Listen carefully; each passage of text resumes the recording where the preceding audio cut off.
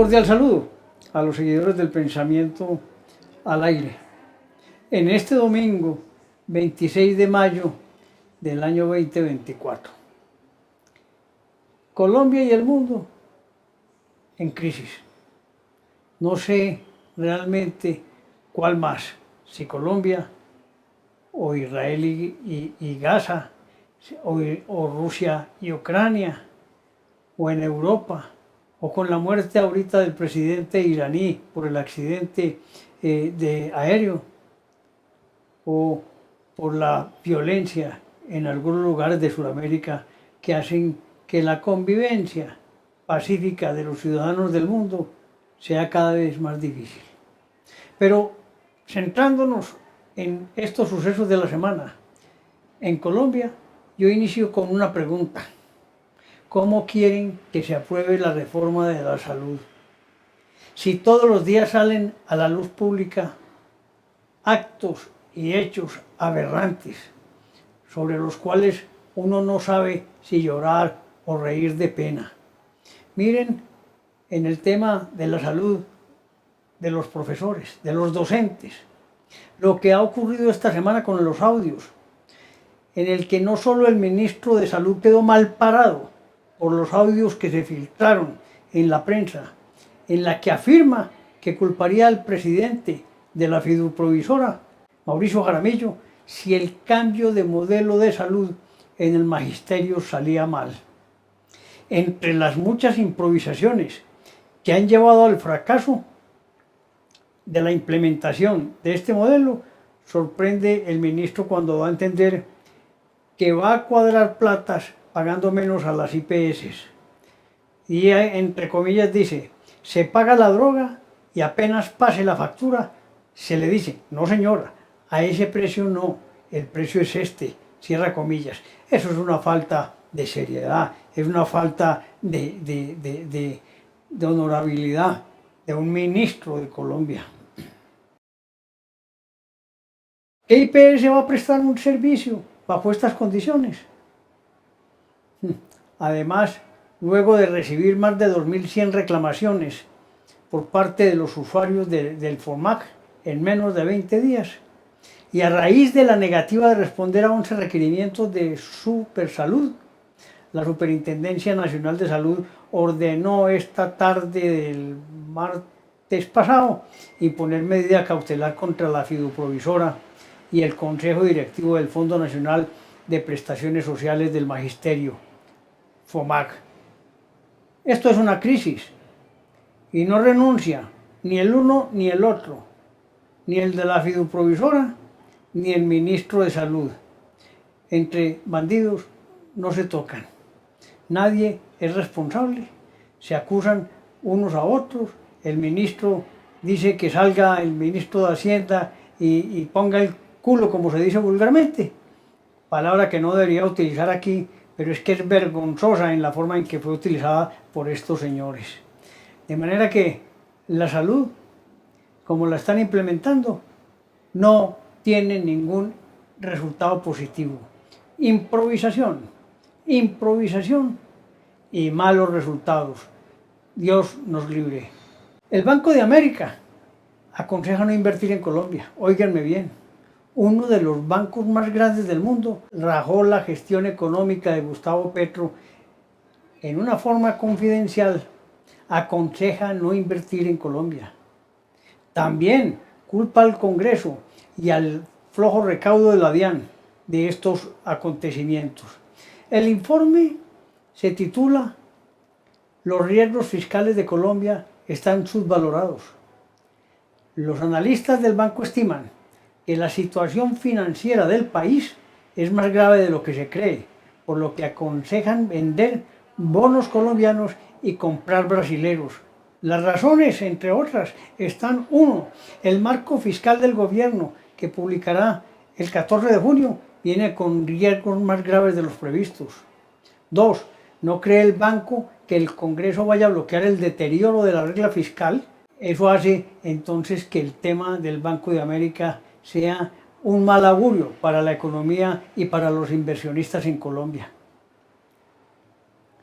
Para acabar de ajustar, Vemos entonces como en el tema del Ministerio del Trabajo, que busca que se cumplan las normas laborales en Colombia, que se busca una reforma laboral que no va a generar empleo, sino que va a desproteger el empleo, que busca disminuir las horas extras, tenga consecuencias en su propio ministerio.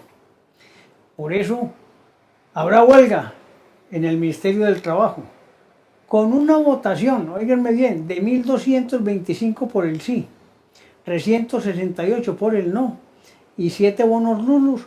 Los funcionarios del Ministerio del Trabajo se van a huelga general por incumplimiento de los acuerdos pactados.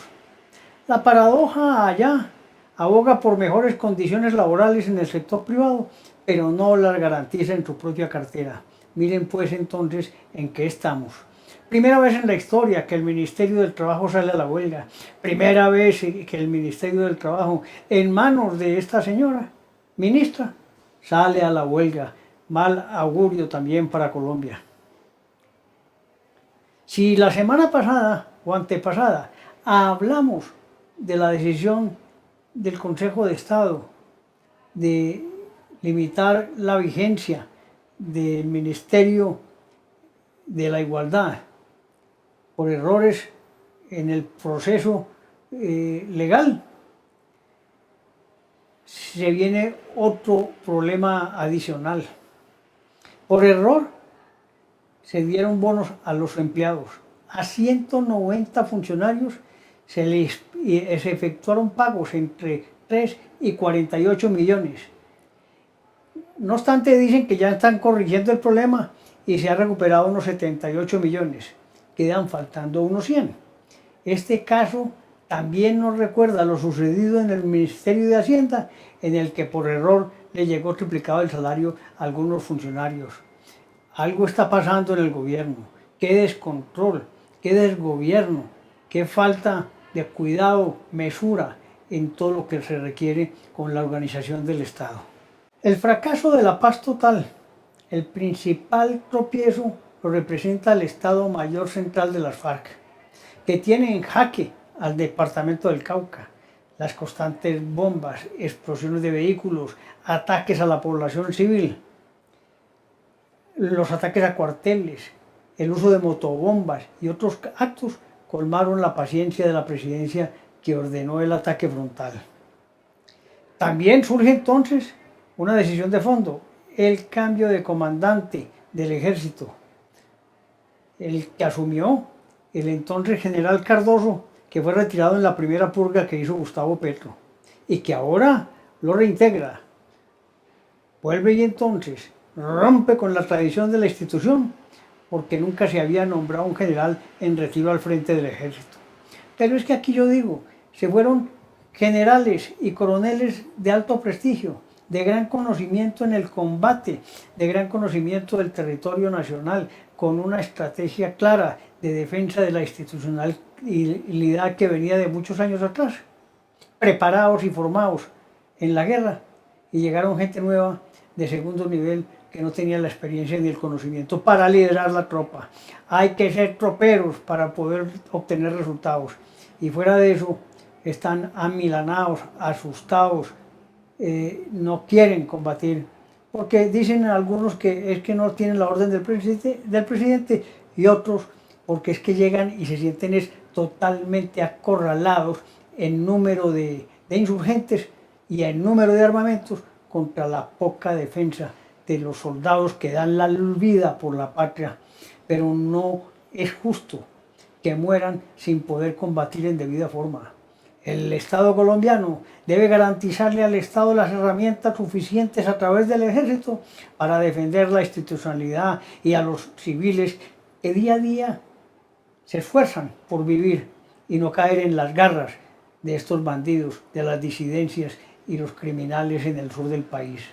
Petro de nuevo revive la idea de su constituyente, con la tesis de que el acuerdo de paz de La Habana no ha concluido. Pretende convocar a un acuerdo político nacional, lo que se traduce como una Asamblea Nacional Constituyente. Para esto es que Gustavo Petro ha manifestado su intención de denunciar ante el Consejo de las Naciones Unidas que Colombia no quiere cumplir el acuerdo de paz que firmó, y en uno de los apartes del acuerdo dice, comillas, con el ánimo de consolidar aún más las bases sobre las que se edificará la paz y la reconciliación nacional, una vez realizado el procedimiento de referendación, convocará a todos los partidos, movimientos políticos y sociales y a todas las fuerzas vivas del país a concertar un gran acuerdo político nacional encaminado a definir las reformas y ajustes institucionales necesarias para atender los retos que la paz demande, poniendo en marcha de nuevo el marco de convivencia política y social. Cierro comillas. Esto es otra forma de las que habitualmente nos tiene acostumbrándonos el presidente, que en lugares diferentes del territorio nacional hable ante las comunidades indígenas y los campesinos y hable de reformas y hable de cosas, pero realmente no habla ni de la construcción y desarrollo del agro, ni de la construcción y desarrollo de la seguridad, ni de los acueductos, veredales, ni de la energía, sino que en forma etérea siempre se refiere al sueño que él tiene sobre nuestro país.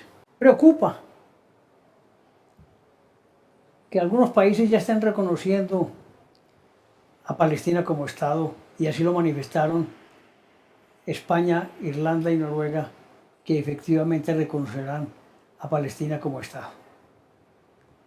Pues la verdad es que si uno entendiera que con esto se facilita la paz y la convivencia de esos estados, de los palestinos y de los israelitas, pues uno diría vale la pena. Pero ellos, como los comunistas, nunca están tranquilos, quieren seguir avanzando y no pararán hasta acabar con los israelitas en el mundo. Entonces, concertar y darse la mano cuando le están haciendo pistola con los dedos de los pies, es muy difícil lograr esos acuerdos. Serán los gobernantes, aquellos que tienen en sus hombros la convivencia y la paz del mundo, los que nos harán entender que sí es posible la convivencia pacífica, porque nosotros llevamos, y los que han vivido, nuestros ancestros y nosotros, guerras y guerras en el Oriente Medio, guerras que muchas veces no logramos entender a profundidad, políticas y religiosas, que hacen que nadie se ponga de acuerdo en cómo convivir mejor. Pero sí deseo que haya descanso y que haya armonía entre los pueblos del mundo. Por último, quiero decirles que la reforma pensional avanza en la Cámara. La noche del miércoles ya iban 71 artículos aprobados de los 95. Es decir, casi todo está listo. Me parece que lo que seguirá es un tema ya posteriormente de constitucionalidad de esa reforma pensional. Un cordial saludo, que Dios y la patria nos ayuden.